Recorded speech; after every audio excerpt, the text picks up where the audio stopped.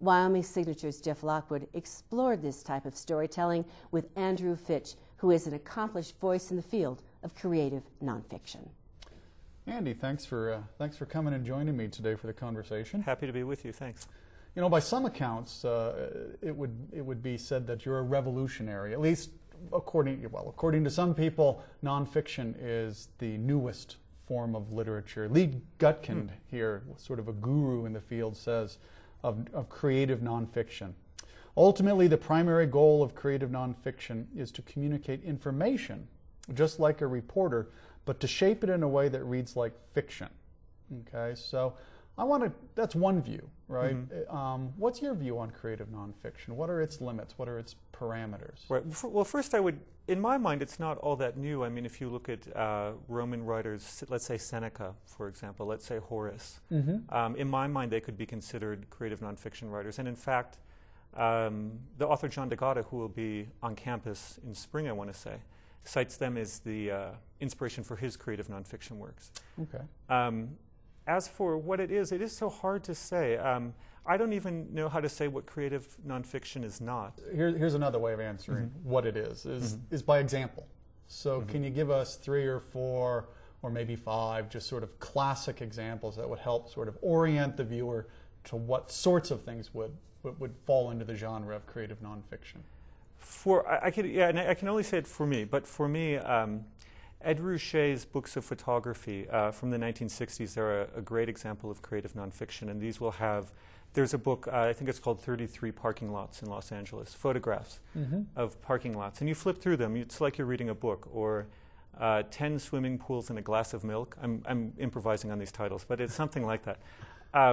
And for me, this is a great form of creative nonfiction. It's documentary in its scope or in its method. At the same time, it's creative in the sense that it's giving us a new way of thinking of how a book can be developed, what a narrative is, and where it comes from in the intermingling of these parts. Charlie Rose, his TV program, the roundtable discussion formats, I find to be tremendously interesting in the realm of creative nonfiction. Interviews in general. There are radio programs available online by Leonard Schwartz called Cross-Cultural Poetics, or Close Listening by Charles Bernstein, or Bookworm by Michael Silverblatt, all of which I think of as a great form of creative nonfiction. Documentary film, for me, is in the realm of creative nonfiction. Michael Moore would be the obvious example in terms of perhaps the most popular creative nonfiction practitioner I can think of at the moment, in terms of having the widest audience. Not necessarily the most well-liked.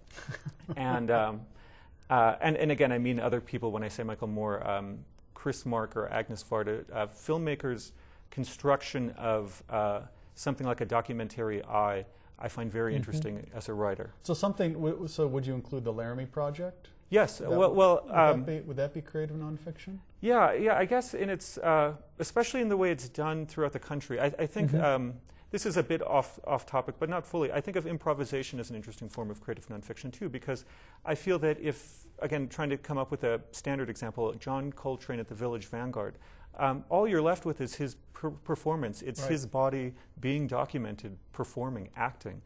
And I think creative nonfiction has a lot to gain from thinking about improvisation as inherently, though anytime someone uses the word inherent, I find the statement kind of corny, but inherently creative nonfiction to some extent.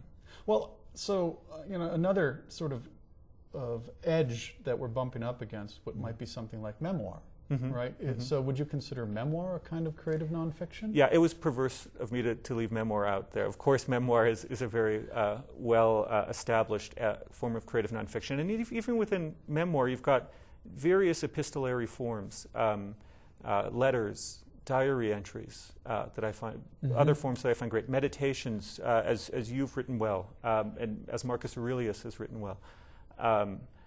So within memoir itself, there are any number of subcategories. So one of the tensions, it seems to me, is, okay, so we could take Gutkind's definition as just being a definition of bad journalism. Okay. Okay.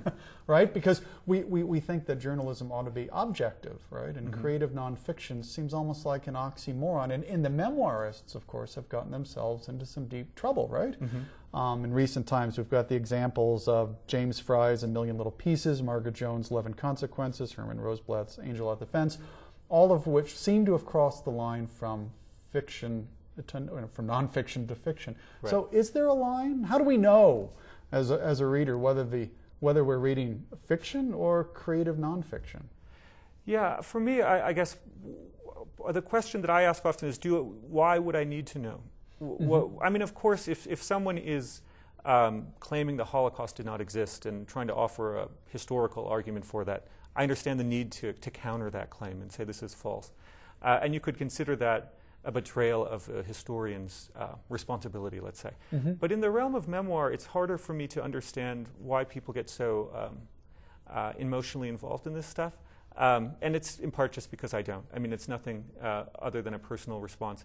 But for me, the fact that someone didn't actually suffer the things he or she claimed to suffer, should that tarnish my reading experience because I can't get some sort of sadistic pleasure out of reading about someone's personal pain? If someone is not as virtuous as he or she had claimed, should I feel somehow disappointed because I had been projecting my own virtue onto this model that I'm reading? For me, there are questions about readership that are maybe brought out most successfully by these failed nonfictions that have come about. And I don't think of them as worthless for that reason. I guess as a writer, I don't feel that I've ever signed any contract saying that readers will always know what I'm going for or what I'm up to. So a story is valuable in your mind. So a story's value is not based on its factualness, but it may be important that it be truthful? Yeah, there's Roland Barthes talks about desiring the novelesque without the novel. And I like the factual without necessarily hard, historically verified facts backing it up. I like the feel of facticity, if that's a word.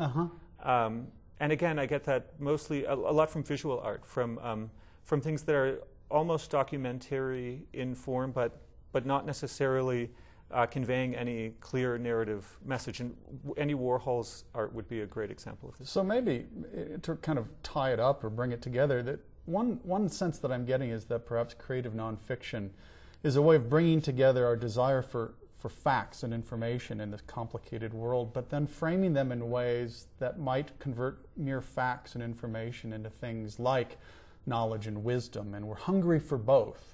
And it's the blending together of those that might in a sense define creative nonfiction. I like that. Thanks so much for being with me this morning, and best of luck in your continued writing. Thank you.